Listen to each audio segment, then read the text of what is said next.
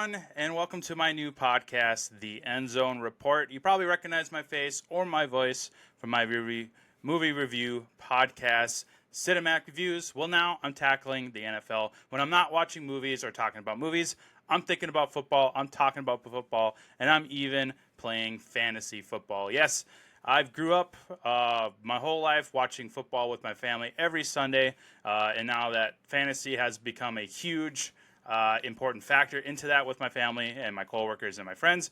I figured why not do a podcast as well. It's something I've been wanting to do for a while, ever since I started dipping my toes in the podcast business. And here we are finally with my own football-centered podcast.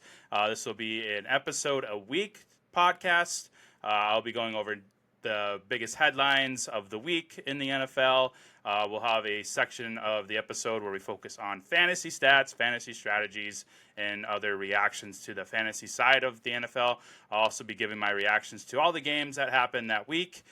These first couple episodes, while we're into this preseason training camp phase of the NFL, I'll be going over some of the big news coming out of camp, as well as breaking down every division. Today I'll be breaking down all of the NFC divisions, giving my predictions on how that'll all play out throughout the year. Next week I'll be doing a live mock draft on the show, and then the following week we will be diving back into the division breakdowns with the AFC divisions and giving my predictions on how that will shake up as well. We'll also be doing some bets going on in this show. Some guests will be coming on to give their reactions and opinions on the NFL season as it goes along. And yeah, that'll pretty much kind of round out the show. It's going to be a blast. I'm super excited to finally get this podcast up and running. Once we get into the regular season and into playoffs and Super Bowl, those shows will be morely centered around my reaction to those games and then what I think prediction-wise they will be for the following week with game scores, who do I think will win in those matchups. Once we get into the NFL playoffs, I'll also be doing an episode a week reacting to the wild card games, the division championships, the conference championships, and even the Super Bowl. When we arrive at the Super Bowl, I'll have an episode on there where I predict the winner and how all that will shake out, and then afterwards we'll give my reaction to the Super Bowl. During the offseason, it'll be a little less traffic on the podcast. I'll be doing an episode with the reaction to the NFL draft and all the rookies coming in. We'll do a couple of fantasy football drafts throughout the summer, and then we'll be right back where we are with the division breakdowns and all that. So the offseason, this podcast won't be as live as during the season will be with that episode a week. It'll be more like an episode maybe once a month or every 2 months. But with the season approaching us next month, it's going to get pretty crazy with the regular season and all the episodes once a week. So I'm super excited. So with that, let's head over to our news for this week.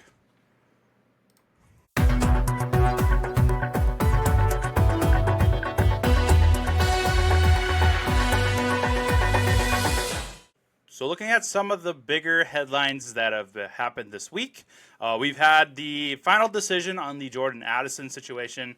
If you aren't in that loop or don't remember what that all centered around, Jordan Addison was found guilty, was arrested first for DUI.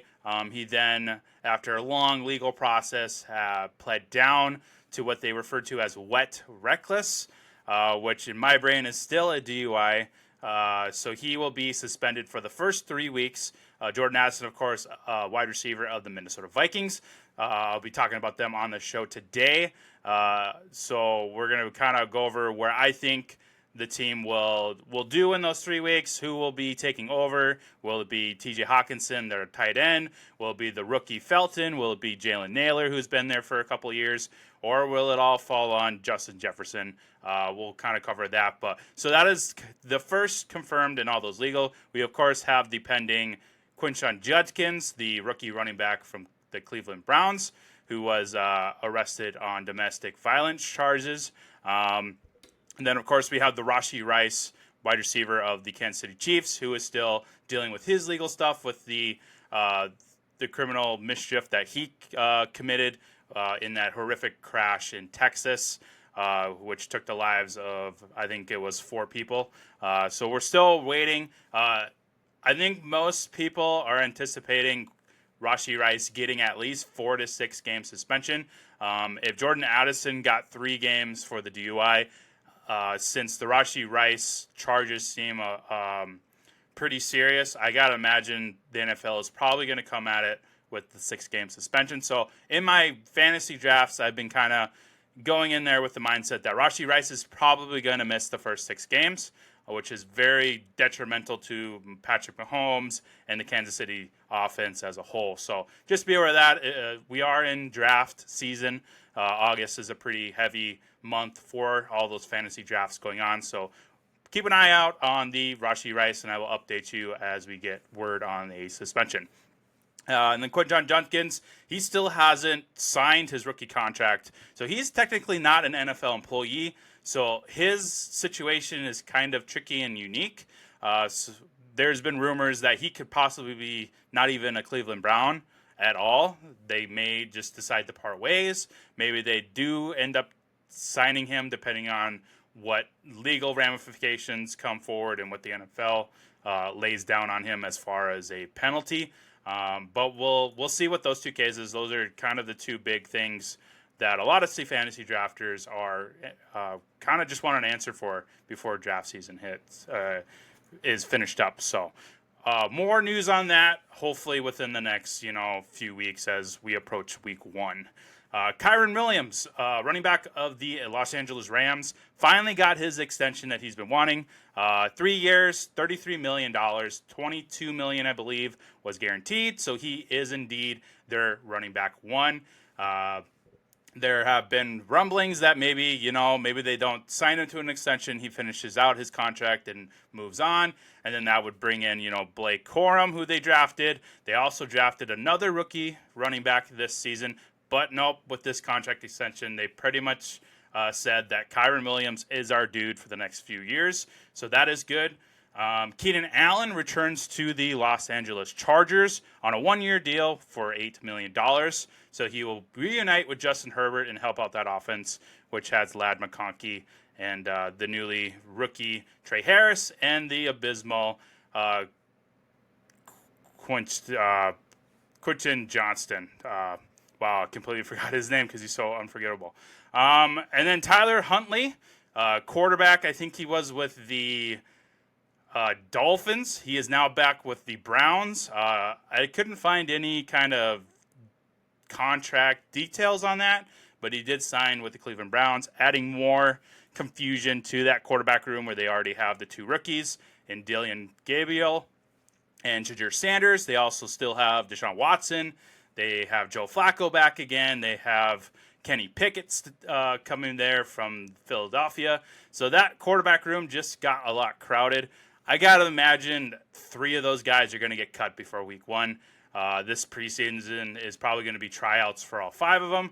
Deshaun Watson, that is a really tricky situation with the contract and all that. I think they should just cut ties with Deshaun Watson, but we'll see in the future what that holds. I'll be talking about the Browns a lot during the AFC division breakdown episode. And then the last kind of big signing that we got this week was Henry Ruggs III, who has been serving time in prison, but he has been released on probation and has been allowed to join the NFL once again, and he has signed with his former team, the Las Vegas Raiders. No details on that I could find as of right now, but he is a Raider once again, so another weapon for Geno Smith to use. I'm curious to see how they kind of integrate him in there with Jacoby Myers, already kind of established as the wide receiver 1. Brock Bowers, the tight end, seems to be the main focus of that offense, and now they have Ashton Jeanty, the rookie running back, coming in as well. So very, very interesting situation in Las Vegas that I'll be watching closely this year. And then the last bit of news I wanted to cover, the NFL has banned smelling salts. I've been seeing some comments from Kittle, tight end of the San Francisco 49ers, who has been kind of against this ruling. But I guess it kind of makes sense if you look at it from the outside. The NFL's reasoning behind banning the smelling salts is that they found evidence that it can hide concussion symptoms, which is really, really bad. We don't want to be hiding any of those because concussions have been tested and shown evidence that they are quite lethal, especially if you accumulate a bunch of those over your career in the NFL. So I think it's probably a better idea if there is scientific evidence to back up the fact that they are hiding symptoms. So yeah, I think that's a good thing, and maybe they can find something else to kind of help out these players when they do get injured. If you're not kind of familiar with the kind of thought process behind using smelling salts, it's really, when a player gets, knocked out, it kind of, the smell of the smelling salt kind of activates sensors in your brain, and it kind of wakes you up, kind of like a jolt of electricity in a way that just kind of wakes you back up.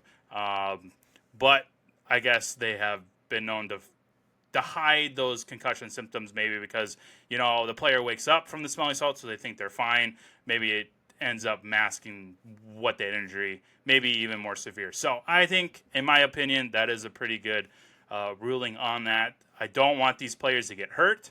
I know they're getting paid a lot of money, and the teams invest a lot of capital into them. So let's keep these guys healthy and keep them safe. So that kind of wraps up everything news related for the week. So we're going to head over to the fantasy corner, and I'll be giving my top 10 running backs and my top 10 wide receivers for the draft season right now.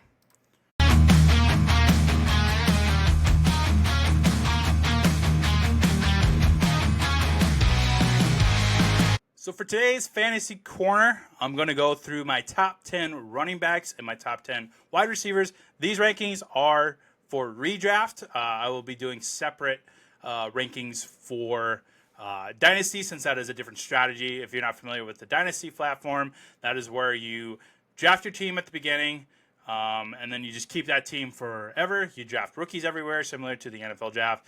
Trade players, trade picks, trade fab if your league allows it. But there's a different strategy going into that one with the age and contracts. So those rankings will look a little different than redraft. But I wanted to keep it simple for the first episode, and we're going to keep it at redraft. When we come back in a couple weeks with the division breakdown with the AFC, I'll give my top 10 quarterbacks and my top 10 tight ends in that episode. But for today, we're going to focus on running backs and wide receivers. So starting with running backs, I'm going to go from the 10th spot and work my way up to my number one player in that category. So number 10, this is where I got De'Von Achane of the Miami Dolphins. It's taken me a little bit to get a little more excited about Achane. He's a smaller running back. He's been dealing with injuries already, even though he's been in the league for a couple of years. But he's still very talented. It's just, I'm really nervous about the Miami Dolphins this year. I know the Tyreek Hill situation has been fun over the offseason. Tua has been dealing with concussions ever since he's entered the NFL. Like I said, De'Von Achane has been dealing with injuries already early on in his career. I think McDaniels, the head coach, is on the hot seat this year. So he might even be a mid-season fire if the Dolphins start out really, really badly in the season. But De'Von Achane, as a running back, is still a really valuable fantasy running back, I think, because of the potential of being a top 5. I don't think he can be a top 1 running back, but I think he can squeak into the top 5. So that's where I got him at, why I have him in my top 10, because he has that upside, because he's shown it. He's shown really big spurts of talent and fantasy value to your team. So number 9, I've got Bucky Irving of the Tampa Bay Buccaneers.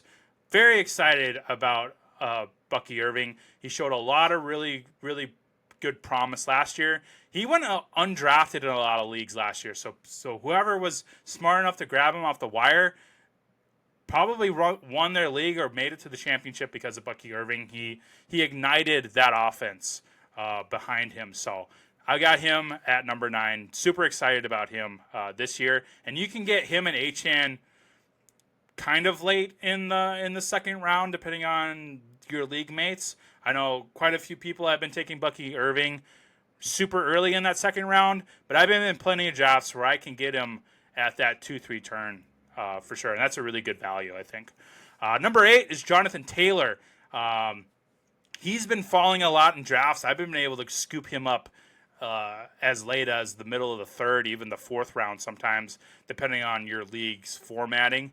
I know a big reason why is because of the Colts offense situation right now. We still got that Richardson-Jones battle, but with Richardson hurting his pinky in that first preseason game, it's looking very likely that Daniel Jones will be the QB1 starting the season, which means they could possibly be using Jonathan Taylor a lot more. They did sign Tyler Warren, the rookie at tight end, who is very exciting. They've got some decent weapons at wide receiver with Josh Downs. Michael Pittman is healthy finally. They got Adonai Mitchell still there. But Jonathan Taylor seems to be that golden goose on that offense, and I think they're going to start running through him a lot with kind of where the offense is situated. So he's at number 8. He has the potential of easily becoming a top 5 running back. He might even have potential as a RB1, I think. He could be the number 1 running back in the year in my eyes. So I've been looking at Jonathan Taylor a lot through the last couple of drafts that I've been doing. Number 7, this is where I got Ashton Jeanty, the rookie out of Las Vegas Raiders. The reason why I have him at 7 is because he's a rookie. He was very exciting to watch in college. He was very productive in college. He's a very talented football player. He needs to prove it on the field for me to rank him in the top 5. So I've got him at 7 just because he needs to prove himself. He has a really, really good chance of being the running back 1 on the year because he's so talented. It's just in my own rankings, he's going in the first round. Like, there's even times where he's the 3rd running back or even the 1st running back off the board, depending on your league mates. And that's too high a price for me. Like, if he ends up falling in the back of the first around that 1-2 turn, then I'll take him there because then the risk isn't as high. But burning a first-round pick where you can get, a CeeDee Lamb, Amon-Ra St. Brown, or even a Christian McCaffrey or Jahmyr Gibbs, that's just too rich for me. So that's why I've got Ashton Jeanty at number 7 until he proves himself on the field and we see that superstar that we know that he can be. So this time next year, Ashton Jeanty could be my number 1 running back. He could be my number 3. But this year, he is my number 7 just because he hasn't played in a regular season NFL game yet. Number 6, this is where I got Derrick Henry, solely because of the age. He's at that age cliff now where at any given point, he's going to drop off like a rock, and then that is it for him. I remember being a Todd Gurley owner when he was at his highest, and he just dropped hard. Same thing with Julio Jones. I had him as well. Just kind of disappeared once he hit that age cliff. That's why Derrick Henry's at number 6. He can easily become the running back 1 on the year, which is why he's in my top 10. But because of the age, he's at number 6 because I would much rather have the 5 guys ahead of him go drafted first. So still a really good player. He looks jacked as all hell. If you've seen the pictures of him at training camp and on the sideline of that game last on Thursday night, his arms, he's ready to go beat some dudes up on the field. So maybe he does become the running back 1 on the year just because of brute strength. I love watching him stiff arm a dude. It's awesome. Number 5, this is where I got Josh Jacobs of the Green Bay Packers. I'm very bullish on Josh Jacobs this year. I've been super excited about him. I've been taking him in a lot of mock drafts and even some of the real drafts that I've been doing. He's going kind of late in the second round. So sometimes you can get lucky with taking him on that 2-3 turn, which I really, really like. There's great value in that. But I think once people start catching on to what role he's going to play in his offense, he might end up shooting up into that early second round, which I would still take him there. He has potential to becoming the running back 1 on the year, which he has. He did, I think, once with the Raiders one year. But he was really fantastic last year, and I'm super excited for him this year. Number 4, I have Jahmyr Gibbs for the Detroit Lions. Again, he's got potential to be the running back 1. I know there's been a lot of worries with how much David Montgomery is going to be involved. I think Jahmyr Gibbs has pretty much solidified himself as the RB1, and Montgomery will just be a backup. So I think with the camp reports that I've been reading, where he's been getting worked into the slot, he's catching passes more, he's going in more first team reps. I think he's going to be that go-to guy in that offense. And he has that upside of being running back 1 for the year. So that's why he's at number 4 for me. Number 3 is where I got Christian McCaffrey. He seems fully healthy from the Achilles injury that he suffered last year. He's been really outstanding in camp from the videos and reports that I've been seeing. And with all the injuries around him, the offense, once again, is going to funnel through him. So he's going to get a ton of opportunities and just rack up fantasy points. I know that's been a worry in the past where because he's been getting 90%, 95% of those plays, his body just starts to wear down naturally because he's human at the end of the day, and that's where those injuries are coming from. But the reason why he's at number 3 for me is because of that upside. He can easily just dominate and win your league for you. He could be the running back 1 on the year. It's just, I know there's a lot of risk built into it with the injuries, but he seems fully healthy. He seems like he's in the best shape of his life. He's been really incorporated into the offense, and he's really going to have to be with all these injuries. So he's at number 3 for me. Number 2 is Saquon Barkley. He can be the running back 1. He had that incredible season last year with the Eagles. I think he's ready to repeat it again. I know Jalen Hurts' tush push has been a worry with vulturing his touchdowns. I don't think that's going to be a concern. I think he's still going to get enough work to be able to be that running back 1 on the year with that upside. So I'm not worried with the tush push at all. Number 1, this is where I got Bijan Robinson of the Atlanta Falcons. I'm super excited about Bijan Robinson this year. That is their golden goose. That is their superstar on the offense, and I think they're going to keep running that offense through him. He's going to have a ton of opportunities, great pass catcher. He's going to rack up touchdowns and yards. He's going to be very, very exciting this year. So he is my first running back off the board this year in fantasy drafts. So that is my top 10 running backs. I will post that on all the social media pages so you can see that. And now moving over to the wide receivers. Number 10, I've got A.J. Brown of the Philadelphia Eagles. I love A.J. Brown. I know he's dealing with that hamstring tweak, but I think he'll be just fine. I'm not worried about Devontae Smith being there because they kind of, instead of feeding into each other's workload, they kind of help each other. You know, they'll double team A.J. Brown, which leaves Devontae Smith open.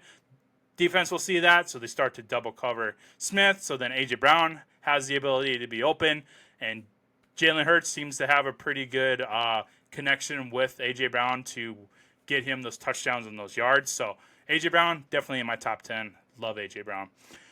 Number 9, this is where I got Drake London. I'm very, very excited for Drake London this year, just like I am with Bijan. I think the offenses are going to run through these two guys, and he seems to have a really good connection with Michael Penix. So Drake London, I think he's very, very underrated.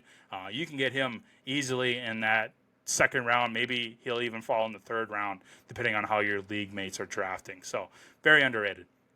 Number 8 is I had Nico Collins. He seems to be a pretty reliable target for C.J. Stroud. I think the Texans are going to bounce back from last year.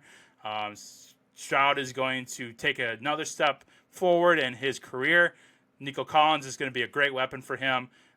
Nico Collins, I think, is very underrated as well, similar to Drake London. You can get him late in the second round, maybe even the third round sometimes, depending on your league's format and how people are drafting. But Nico Collins is a really, really solid value where he's going in draft. So he's in my number 10. Or number 8. Number 7 is Malik Neighbors. Holding him back is strictly because he's with the Giants.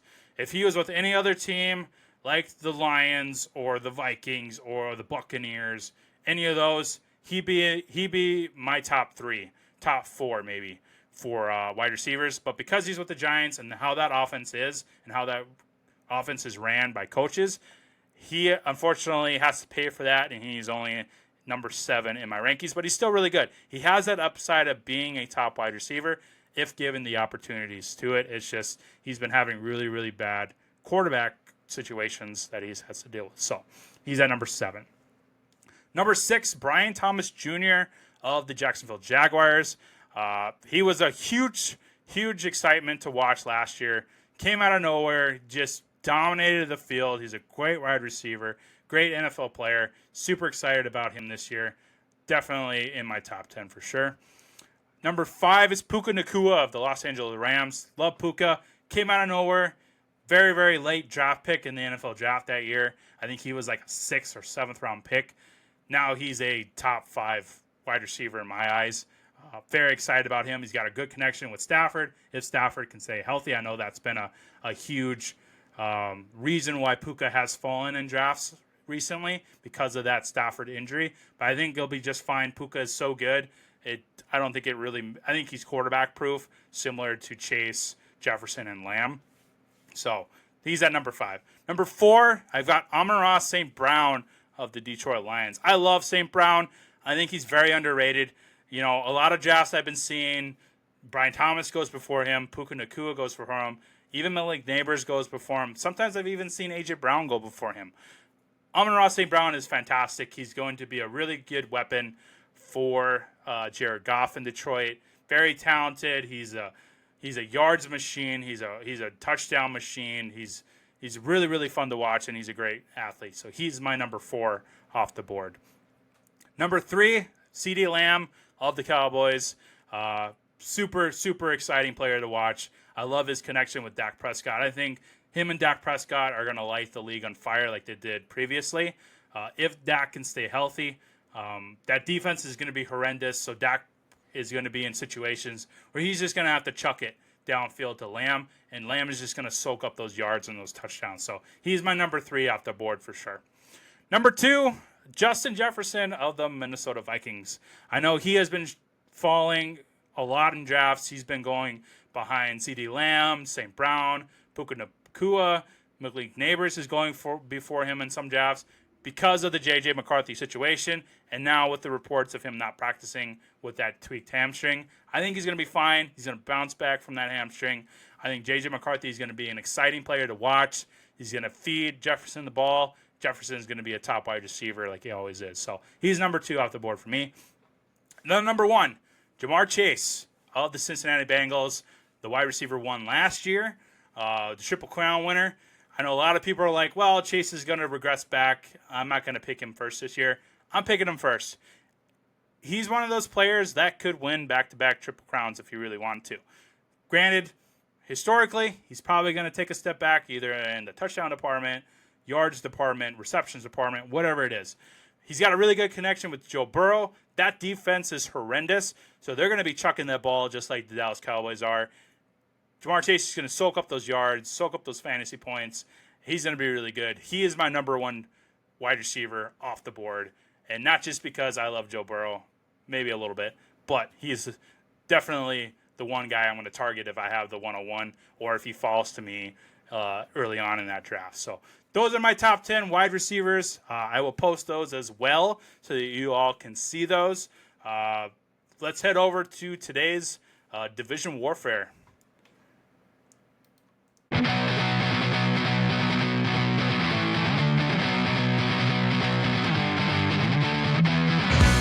So let's break down some divisions. When I go through these, I'm going to go in the order that the division shaked out last year. I'll give what record they had last year. I'll go over the over-unders for this year's and give my predictions on them. And then I'll also kind of give my vibes on how I feel about the team. So we're going to go NFC North, work our way through the West to the South, and then we'll end with the NFC East. The NFC North is the home team here where I am from. I am from North Dakota, if you did not know that. So our home team that we represent is the Minnesota Vikings. We do have a lot of Denver Broncos fans like myself. I'm a diehard Broncos fan, but I do geek out and rep the Vikings on occasion. As you can see, I'm wearing my Justin Jefferson jersey with my Vikings hat to kind of rep the home team. We have a lot of Chiefs fans, Raiders fans, kind of all over, but the main team that we follow here in North Dakota is the Minnesota Vikings. So I figured why not start with the NFC North and work our way around the country. So Detroit Lions, they took the division last year in an epic battle with Minnesota Vikings in Week 18, if you remember that whole storyline with Sam Darnold. But the Detroit Lions ended up being on top and taking the number 1 spot in not just the NFC North, but the NFC conference as a whole. They went 15-2. Their over-under this year is 10.5. My vibes that I'm getting from, I think they're going to hit the under. 10.5 seems a little too rich for me. with Ben Johnson, their offensive coordinator, leading to be the head coach for the Bears. And then Aaron Glenn, their defensive coordinator, leading to be the head coach of the Jets. So they have all the same players from what I understand. They only really lost their center. So it's a little worrisome for Jared Goff. But I think with the replacements that they're going to put in there, I think Jared Goff will be just fine. St. Brown seems to be a legit wide receiver one for that team. He's a high caliber blue chip wide receiver in my eyes. They have Jahmyr Gibbs still there, David Montgomery to back him out as Sonic and Knuckles in Detroit. The defense went through a lot of injuries last year, but they seem to be healthy. They drafted some really good players for depth pieces. Tight end Sam Laporta showing a lot of life after his incredible rookie season that he had. So everybody is back. It's just, I think with going 15-2 historically, there's going to be some regression. It's very, very, very hard to repeat that every year. So I think they're actually going to drop pretty far in the division rankings. I actually think they're going to probably take the third spot in that division, because looking at my division predictions for this year, I've got Minnesota, which I'm going to talk about right now. I got them winning the division. They went 14-3 last year. Their over-under this year is 8.5. I think they're going to hit the over again this year. Last year, if you remember, Sam Darnold coming in, I think their win total was at like 6.5. They obliterated that with 14-3. Came out of nowhere. But that just really tells you about the Kevin O'Connell system. It's kind of quarterback proof. We've seen him with Kirk Cousins be successful. Sam Darnold obviously was successful. And now J.J. McCarthy seems to be showing a lot of promise in life during camp right now. I know the big worry for me is the knee injury. Seems to be healed up. He's actually starting today. This episode will air on Saturday, August 9th. So today he is going to be starting in that game. So we'll see how the knee holds up, but I have high hopes for J.J. McCarthy. It seems like he has a really good connection with Justin Jefferson, who I'm pretty positive is going to just be fine with that hamstring injury. Seems like he just really tweaked it a little bit. Doesn't seem too major. Missing preseason, missing training camp, not the end of the world for a player like Justin Jefferson. He'll be fine. Addison, I talked about in the news segment today. He's going to be missing the first 3 games. So the biggest question now is who's going to fill that role? Is it going to be T.J. Hockenson, their tight end, filling in more? Is Justin Jefferson just going to get funneled through more from McCarthy? Are they going to mix in Jordan Mason, who they brought over from San Francisco as a backup to Aaron Jones? Is Aaron Jones going to get more involved? Is he going to become more of a pass catcher? Or are they going to lean on like Jalen Naylor, who filled in last year for injuries? They drafted Felton, who seems to be pretty exciting at camp. So we'll kind of see how they fill in that Addison role the first 3 games. And then obviously Jordan Addison is a really good player. He makes dumb mistakes outside of the football field, but he's at the end of the day, he's still a really good NFL player. And when he gets back, when he gets integrated again through the offense, I think this is going to be a high-powered offense through McCarthy. Very excited about the Vikings this year. So I got them winning the division. Next, Green Bay Packers came in at 3rd last year in the division. They went 11-6. Their over/under is 9.5. Now, this hurts me a lot because I really hate the Packers, but I'm kind of excited. As I mentioned in my top 10 running backs, Josh Jacobs was there at number 5. I'm very bullish on him. I love Jordan Love. I think he's a great quarterback for the system. They have some really cool weapons with newly drafted Matthew Golden, who I'm very high on. Jaden Reed is a really good gadget guy that they've been using. Romeo Doubs seems to be bringing life every year. Dontavian Wicks. I know Christian Watson's been dealing with a lot of injuries, but when he's healthy and on the field, Christian Watson is a really, really good wide receiver. He just has an injury problem. So I think the Packers are going to take the 2nd spot in the NFC North. So they're definitely, I think, going to hit that over at 9.5. I'm pretty bullish on the Packers this year, even though I hate it because I hate the Packers with a passion. But I want to give my honest take and kind of look at it unbiasedly. I think the Packers and the Vikings, we might be getting a similar showdown between like we did last year with Detroit and Minnesota. I think we could possibly have a repeat with Minnesota and Green Bay this year where they're battling each other to the last couple weeks of the season to get that division title. So pretty bullish on the Packers. And then wrapping up the North, we have the Chicago Bears, where we have Ben Johnson coming over from Detroit to be the head coach. They've done a lot of revisions with this team. They kicked Keenan Allen to the curb.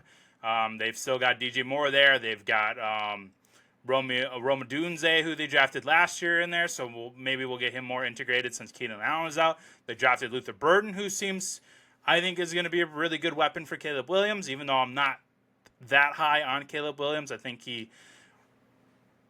aside from those videos that they've been sharing this week with him, throwing and missing completely at the net, I think it's way more of an issue than people think. He's got a lot to learn in the NFL. I think Ben Johnson is going to help him. Ben Johnson did some great things with Jared Goff, even though Jared Goff is a really good quarterback anyways. But I think adding Ben Johnson makes a lot of sense for this team. We're probably going to get a lot more DeAndre Swift. Probably going to get a little mixture of Roshan Johnson, the backup running back there. They drafted Colston Loveland, who I'm very high on. So I think he's going to be a really good weapon to help out Caleb Williams, get him more comfortable. I know last year the big story was like, oh, they've got DJ Moore. They drafted Rome Odunze. They've got Keenan Allen coming in. They got Cole Kmet there. Like, he should have been the most set up quarterback, and they were terrible. They were 5-12 last year. I think this year they're in much more of a successful mode for Caleb. I think he's going to feel the most comfortable. They made some really good moves on the offensive line. They tried to beef up the defense a little bit more. But really, I think it's that Ben Johnson part and then drafting Luther Burden and Colston Loveland that's really going to make Caleb a little more comfortable in the field, give him reliable targets for his weapons, and I think they're going to go on the over. Their projected win total is 8.5. I think the Bears could possibly, be a 9-win team. I don't think that they're going to quite outshine Detroit, because the way I have this division shaping out is Minnesota at 1, Green Bay at 2, Detroit coming in at 3rd, and Chicago still coming in the 4th. But I think it's going to be a much closer gap between these wins. I think it's going to be one of the funnest divisions to watch this year because you have Caleb Williams, you've got Jordan Love, Jared Goff, Justin Jefferson, J.J. McCarthy, Josh Jacobs, St. Brown. Like, there's a lot of heavy hitters in this division, and I think it's going to be a quite entertaining one to watch. So I'm going to be very closely watching the NFC North and as well as the AFC North, which I'll talk about in a couple weeks when I break down that division. So the NFC North is going to be exciting. So that is my predictions for them. Moving down to the NFC West. Last year we had the Los Angeles Rams take that division at 10-7. Their win total this year is 9.5. They've acquired Davante Adams in free agency. They kicked Cooper Kupp to the curb, who is now with Seattle, a division rival. Stafford still dealing with the back, but I think he's going to be just fine. They signed Kyron Williams, like I told you in the news segment, finally. Puka Nacua seems to not be slowing down. So I think they're going to hit the over, and a lot of it's through the McVay system, similar to Kevin O'Connell. They seem to just kind of always find their groove during the season. They still have a pretty decent defense, even though it's very young still. But McVay just does a really good job with Stafford and with all the weapons they got with Puka Nacua. So I think they're going to hit the over. As far as division-wise, I think they'll take the division again. Just because I just have a lot of faith in McVay and that system that they're running in LA. Moving on, Seattle. Seattle Seahawks took the second spot last year at 10-7 as well. But through some division wins, the Rams were able to beat them out. Their win total this year is at 8.5.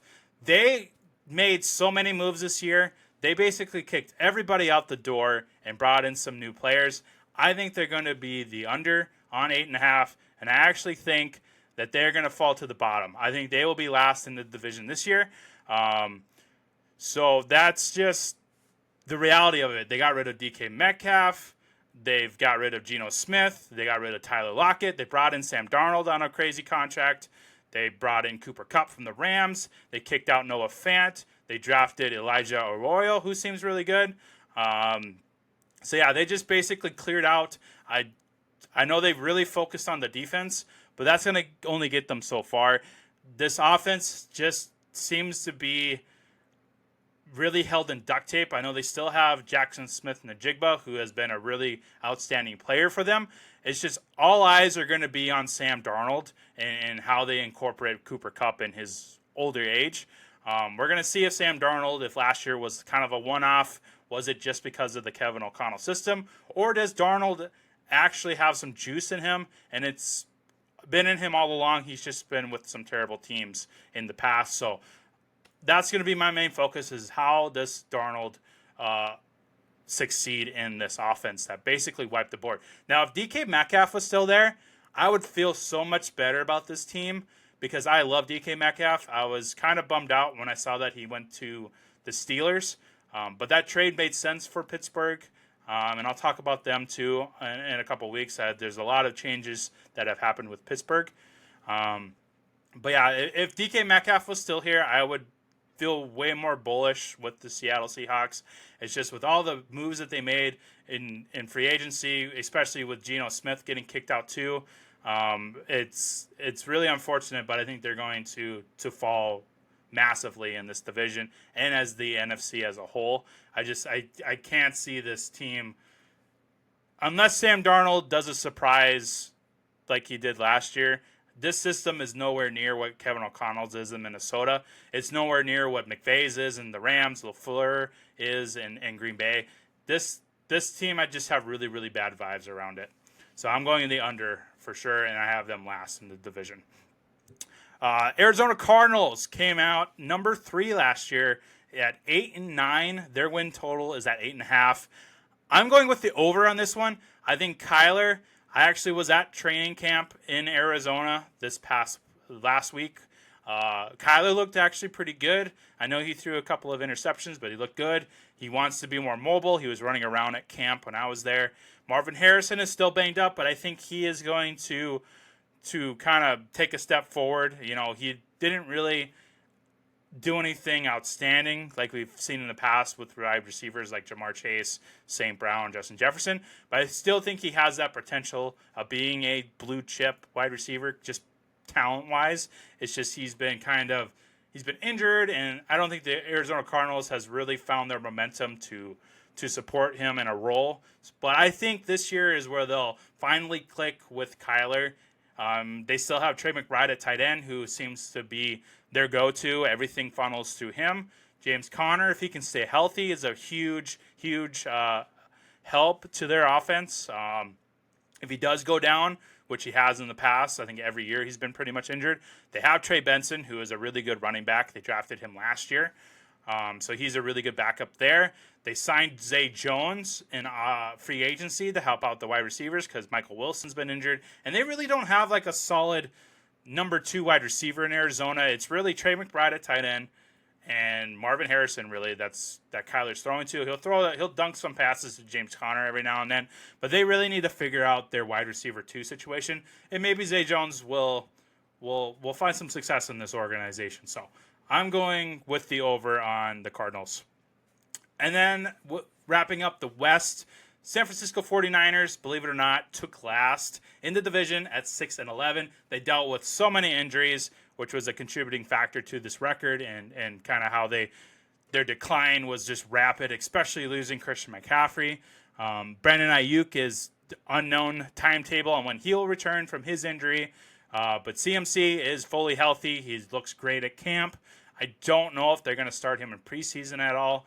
I think that might be a little risky with his history of injuries. He's that type of player that doesn't really need to participate in preseason.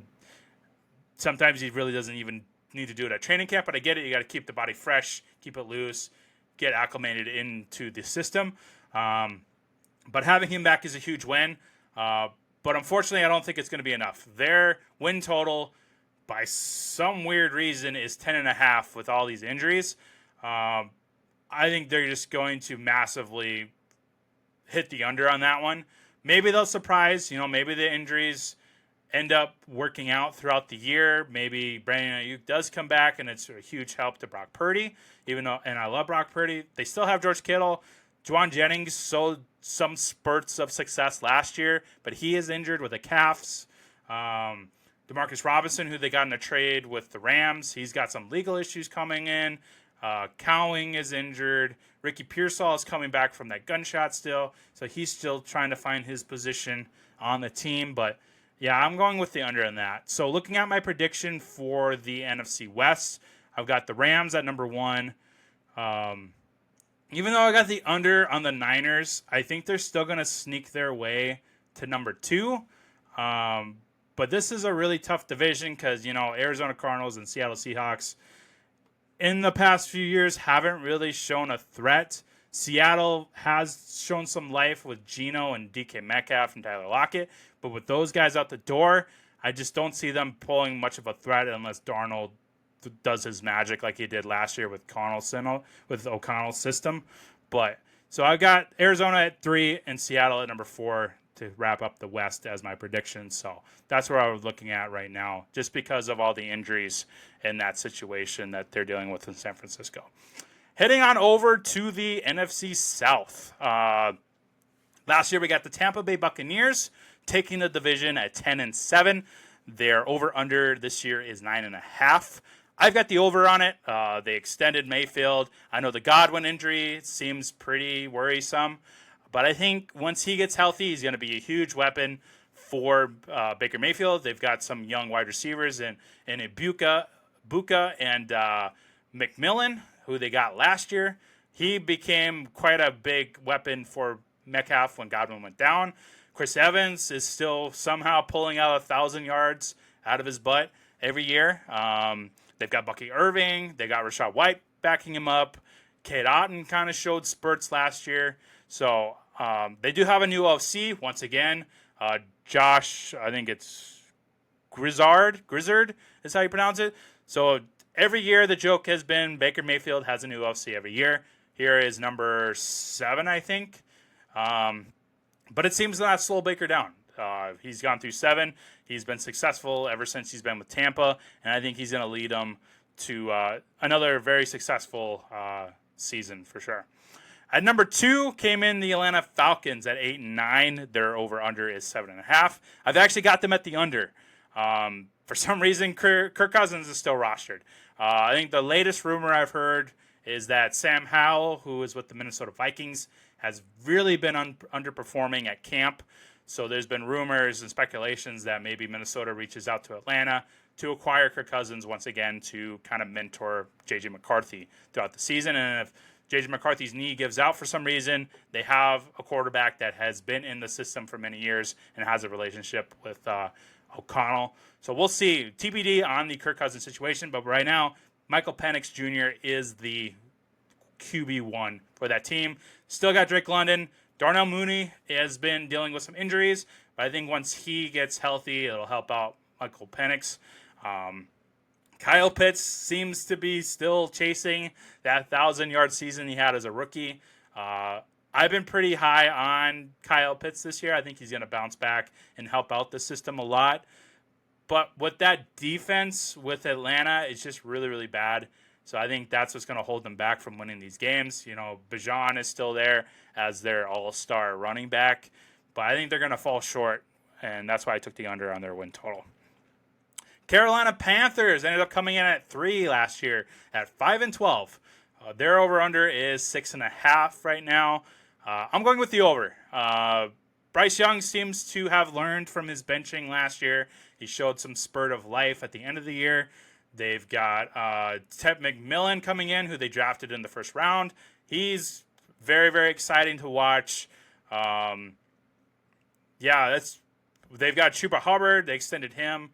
He was kind of a surprise at running back. I I like Chuba Hubbard, but I didn't expect to see that coming out of him on that type of offense.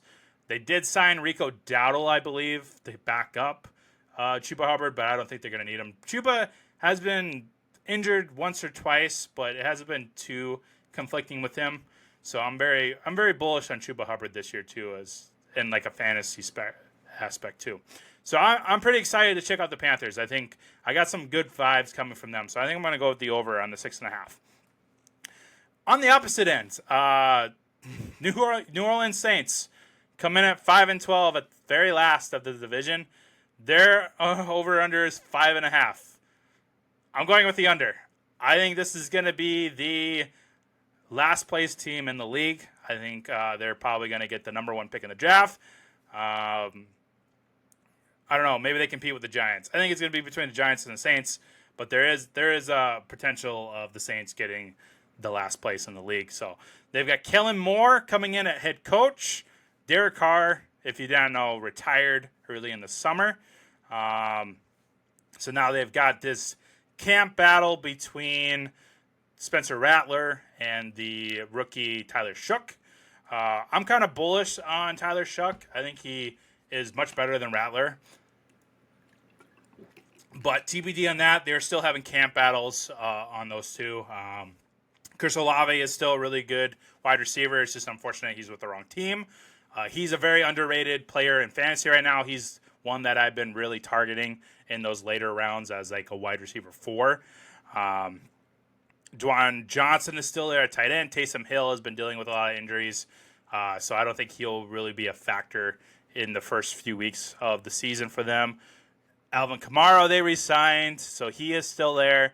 So yeah, it's not a whole lot of excitement behind the Saints. I think it's just going to be a really big dumpster fire with them.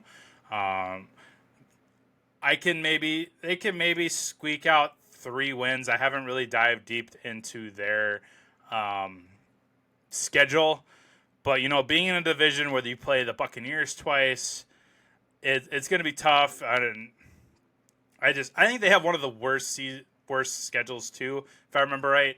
For some weird thing, it's like the NFL wants them to get last place. So I just got all bad vibes from the Saints. The only 2 players I'm excited to watch is Chris Olave and Alvin Kamara. So looking at that division, the way I predicted, it's going to be Tampa Bay in first, followed by the Carolina Panthers at 2. Atlanta Falcons will squeak in at 3. And then New Orleans Saints will take last in the division and possibly last in the entire conference and league. So we'll see what happens with the Saints. And then wrapping up the NFC division breakdown is the East. Our Super Bowl champions, Philadelphia Eagles, took the division at 14-3. Their over-under is 11.5. I do not like it when it's that high of an over-under, so I am going with the under just because historically there is going to be regression, especially with Super Bowl winners, going 14-3 and then their over-under being 11.5. I mean, it's very possible with this roster that they do, get 12, 13, 14 wins again. I just, historically, and if I'm going to bet anything, I'm going with the under just because it's hard to consistently hit that over the years. Jalen Hurts still doing the tush push. They did not get banned, so that we're going to get a lot of that. Saquon Barkley seems to be healthy and ready to go for another year.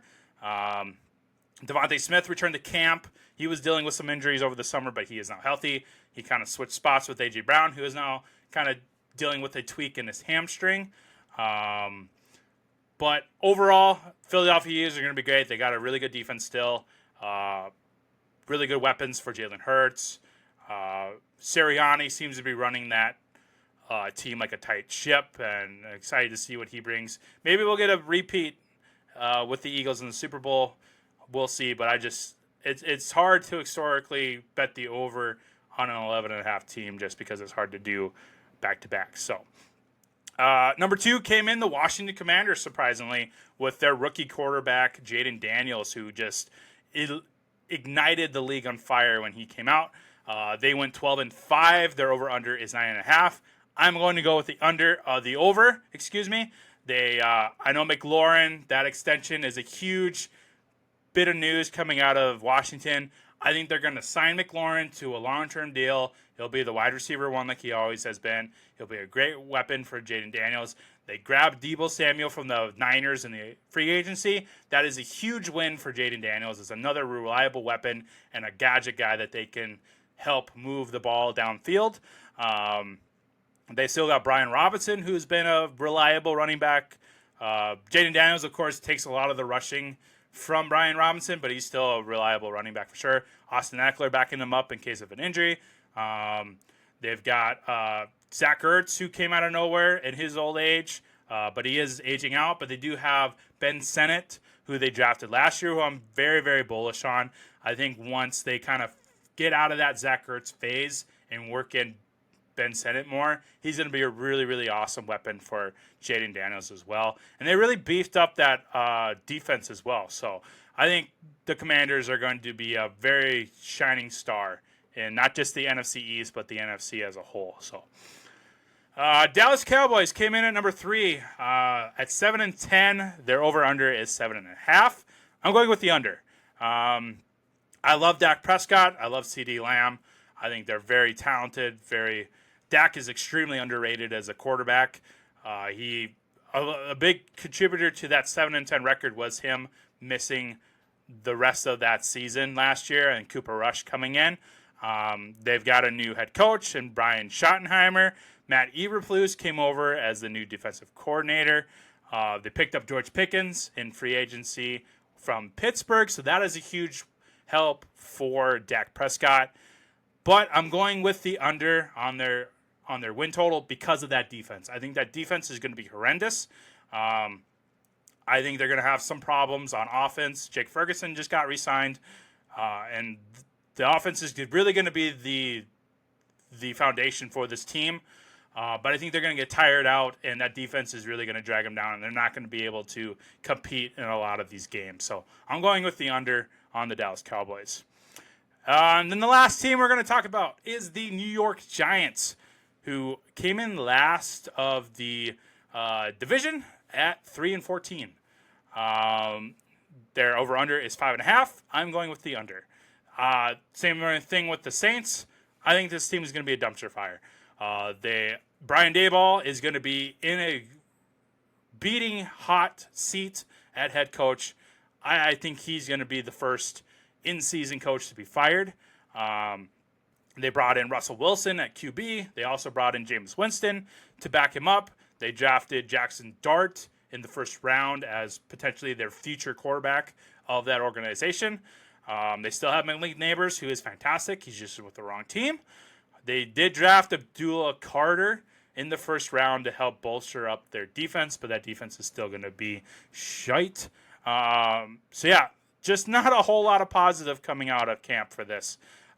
Theo Johnston showed some spurts last year as their tight end, but he was dealing with injuries. They did sign Cam Scadaboo in the draft this year to back up Tyrone Tracy, who showed some life last year at running back. They still got Wan'Dale Robinson as wide receiver.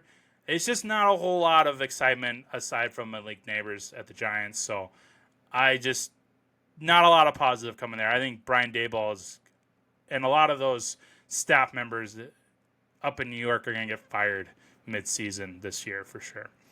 So looking at the NFC East, this is how I got it playing out. I got Washington Commanders taking first in the division, followed by the Philadelphia Eagles at number 2, Dallas Cowboys at number 3, and then the New York Giants coming in at 4, potentially being the last in the league with the Saints. So that is the breakdown today for the NFC divisions.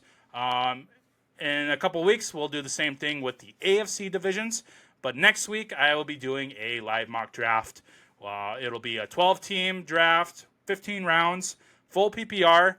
We'll do 1 quarterback, 2 running backs, 3 wide receivers, a flex, tight end, and we will be doing kickers and defenses, and then 5 bench spots to round out the 15 rounds. So tune in for that next week as I do a live draft and kind of go through my strategies that I've been doing this whole off season and then into this August draft season as well for all those redrafters. So that's going to do it for today's episode.